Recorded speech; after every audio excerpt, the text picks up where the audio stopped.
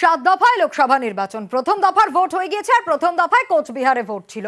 Vote তো হয়ে গিয়েছে কোচবিহারে, কিন্তু ভোটের পরেও কোচবিহারে উদ্ধার বোমা। দিনহাটায় বিজেপি কর্মীর বাড়িতে বোমা উদ্ধার।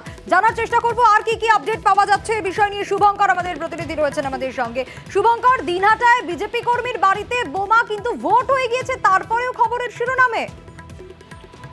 একদমই সোনিয়া, দেখো গত শুক্রবার লোকসভা নির্বাচনের দিনে আমরা কোচবিহার দিনহাটা বিভিন্ন এলাকায় অশান্তির খবর দেখেছিলাম। অশান্তির ঘটনা ঘটেছিল, বোমাবাজি হয়েছিল, বোমা উদ্ধার হয়েছিল। ভোট শেষ হয়ে গেছে, ইভিএম স্ট্রংবন্দি, তারপরেও স্ট্রংরুমে রয়েছে। তারপরেও দেখা যাচ্ছে যে বিভিন্ন এলাকা থেকে অশান্তির খবর আসতে শুরু করেছে। দিনহাটা 2 ব্লকের চৌধুরীহাটের সাদিয়ালের কুঠি, এখানকার যে বিজেপি কর্মী আছে গৌর গোবিন্দ সরকার, গতকাল রাতে তার বাড়িতে দুটো তাজা বোমা কে বা কারা রেখে যায়। এরপর সকালে খবর পেয়ে পুলিশ, সাহেবগঞ্জ থানার পুলিশ এসে সে বোমা দুটি উদ্ধার করে।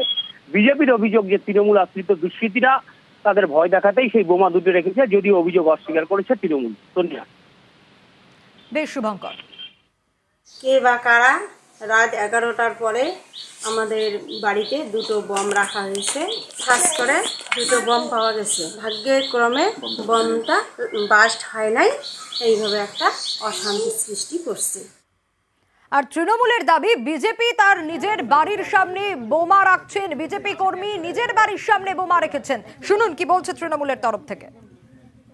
বিজেপি নিজেরাই নিজেদের বাড়ির সামনে বোমা রেখে তৃণমূল কংগ্রেসের উপর দায় চাপানোর চেষ্টা করছে। প্রশাসনও ব্যবস্থা গ্রহণ করুক, সমস্ত বিষয়গুলো খতিয়ে দেখে কোনো ধরনের হিংসাকে বরদাস্ত তৃণমূল কংগ্রেসের পক্ষ থেকে করা হবে।